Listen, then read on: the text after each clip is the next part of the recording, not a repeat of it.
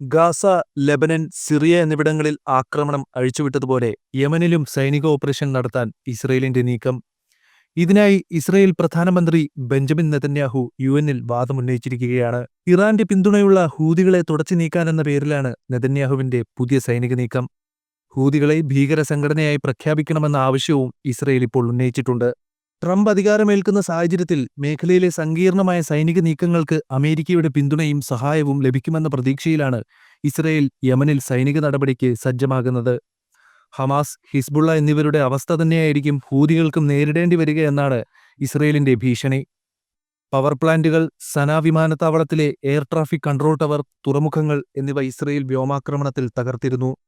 അതിനിടെ ഇസ്രയേലിലെ ബെൻഗുറിയോൺ എയർപോർട്ടിനും കിഴക്കൻ ജെറുസലേമിലെ പവർ പ്ലാന്റിനും നേരെ കഴിഞ്ഞ ദിവസം ഹൂതികൾ ആക്രമണം നടത്തിയിരുന്നു.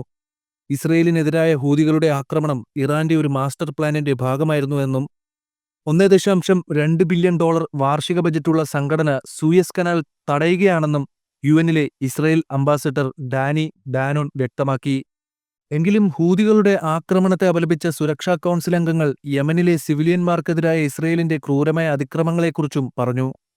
യമൻ തലസ്ഥാനമായ സനയിലെ സൗകര്യങ്ങൾ ലക്ഷ്യമിട്ട് നിരവധി യുഎസ് ആക്രമണങ്ങൾക്ക് പിന്നാലെ രാജ്യം സ്വയം പ്രതിരോധം തുടരുമെന്നും യമനിലെ ഹൂതി വിമതരുടെ വക്താവ് മുഹമ്മദ് അബ്ദുസലാം അറിയിച്ചിരുന്നു. യമനിലെ യുഎസ് ആക്രമണം ഒരു സ്വതന്ത്ര രാജ്യത്തിന്റെ പരമാധികാരത്തിന്റെ ലംഘനമാണെന്നും അത് ഗാസയിലെ ജനങ്ങൾക്കെതിരായ വംശഹത്യ കുറ്റകൃത്യങ്ങൾ തുടരാൻ ഇസ്രയേലിനെ പ്രോത്സാഹിപ്പിക്കുന്നതിന് പിന്തുണ നൽകുന്നുവെന്നും അബ്ദുൽ സലാം ചൊവ്വാഴ്ച പറഞ്ഞു.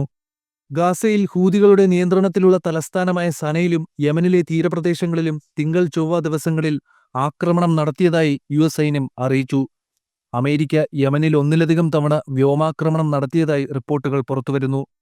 യമനിൽ ഉന്നം വെച്ചത് ഹൂതികളെ ആയിരുന്നുവെന്നാണ് പെന്റഗൺ റിപ്പോർട്ട് ചെയ്യുന്നത്. ഡിസംബറിന്റെ തുടക്കത്തിലാണ് ഇസ്രയേലിനു നേരെ ഹൂതികൾ ബലിസ്റ്റിക് മിസൈൽ ആക്രമണം നടത്തിയത്.